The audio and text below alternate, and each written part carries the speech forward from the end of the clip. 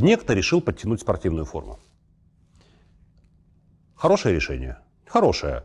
С чем оно связано? С тем, что он глянул на себя в зеркало и увидел, что как-то он не в форме. Да?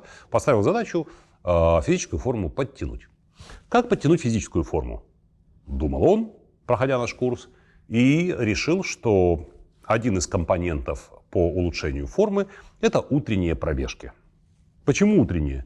Потому что днем он работает, вечером у него на это нет времени и сил, и вечером там что-нибудь ужин, то все 5-10, а вот утром самое время.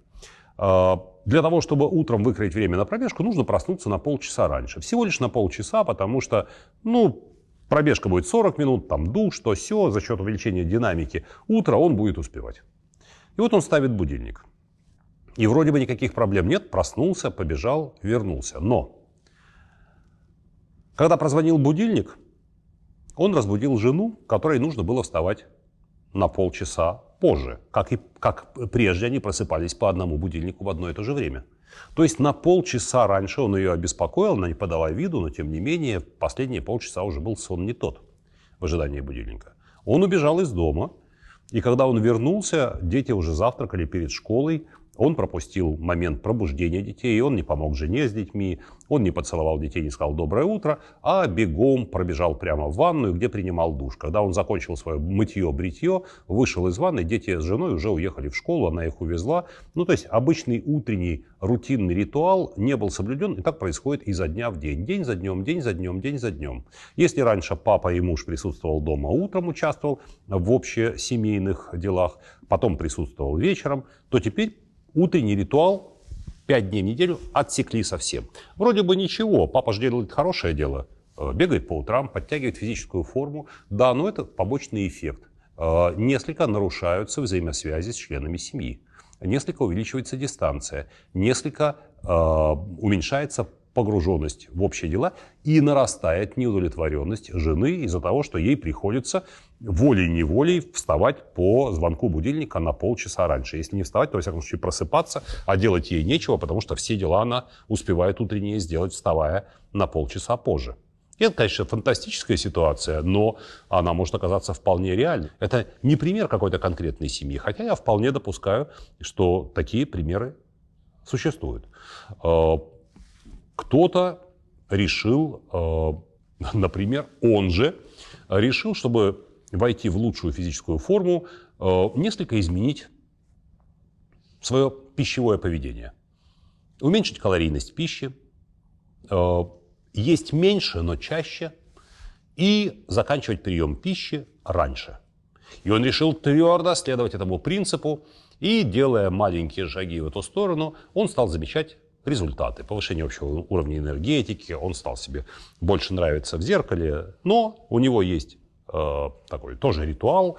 Раз в неделю они ужинают у его мамы, и она к этому готовится, готовит ужин на свой вкус. И вот он приходит и говорит: мамуля, мне воды, пожалуйста, потому что время 7:30, я после 7 теперь не ем. Мама такая: сынок, Гена, ты что делаешь с собой? Я тебя не узнаю. Кто тебя обработал, кто тебе вкрутил в мозги эту идею? Мама переживает. Ты же вот так любишь мои голубцы, пельмени, картошку, там, что там еще, борщ, гусь с яблоками. Поешь, хоть кусочек попробуй, что ж ты со мной делаешь? Я же ради кого это все готовила? И так далее. Вы скажете: пустяк, но не такой уж пустяк. Эмоции родной матери не пустяк. И так далее. Я сейчас повторю ситуацию, описываю, я ее придумал, как Гоголь описал. Но я не исключаю, что такие ситуации разворачиваются. Если мы возьмем бизнес, та же самая история. Сотрудник работает очень хорошо. Надо его поощрить. Он работает хорошо, а получает столько же, сколько остальные. Проблема, думает руководитель. Я решу эту проблему. Раз, и работнику выплатили премию. Работнику выплатили премию, но не объяснили, за что выплатили премию. Другие сотрудники узнали, что этому работнику выплатили премию, напряглись и стали работать хуже. То есть общая эффективность отдела стала ниже, потому что люди стали работать: а что такое, почему одному все, что это за особое отношение и так далее. И вроде бы хотел улучшить ситуацию, решить проблему, а породил проблему, недовольство других людей. Ну ладно, хорошо, выплачу тогда премию всем одинаковую. Выплатил всем одинаковую премию, и возникла другая проблема. Все работают по-разному, а премия всем одинаково платится. Тогда зачем же работать лучше? И эффективность еще упала. Ну и так взял и довел всех людей до увольнения. Хотя, казалось бы, хотел решить проблему и сделать лучше. Правильно? Тоже беру очень упрощенный пример. Можно выбрать и другие. Хотели сделать эффективную рекламу, сделали эффективную рекламу, привлекли интерес общественности, приехали, проверяющие органы увидели такую рекламу, такие: опа, а что это у них такая реклама? А ну-ка давай проверим деятельность этой компании. Антимонопольная служба приехала и блокировала работу всей сети магазинов. И вся эта массированная рекламная кампания ни к чему не привела, потому что магазины не могут торговать товаром, который рекламируется, и мало того, что потеряли огромные деньги на рекламе, и еще и не продали товар. Ну, в конечном итоге антимонопольная служба сняла претензии, все оказалось нормально, но в конечном итоге потеряли кучу денег. А ведь хотели решить проблему, сбыть партию товара более активно и заработать денег. Когда вы собираетесь решить ту или иную проблему, ваша задача посмотреть все последствия, как позитивные, так и негативные, как краткосрочные, так и долгосрочные. Итак, вам нужно 4 группы последствий оценить. Положительные, отрицательные или позитивные, негативные, ближнесрочные и долгосрочные. Если вы решили бегать по утрам, то в краткосрочной перспективе негативным последствием будет боль в мышцах, крепатура так называемая, да, ухудшение, возможно, состояния времени. Но в долгосрочной перспективе у вас будет позитивное изменение: тонус, внешний вид, выносливость, крепкая сердечно-сосудистая система. Соответственно, вы проживете дольше, лучше и так далее. Долгосрочные позитивные последствия. Краткосрочные негативные. Краткосрочные позитивные последствия. Вы по утрам сможете, выбегая на свежий воздух, слушать аудиокниги параллельно с пробежкой. И в короткой перспективе вы будете получать больше информации, больше положительных впечатлений, выше концентрация эндорфинов в вашей крови, соответственно, выше уровень настроения. Долгосрочные негативные последствия. Увеличение дистанции в общении с семьей из-за отсутствия во время проведения утренних ритуалов, подъема, умывания, ругани по поводу доступа к туалету и душу.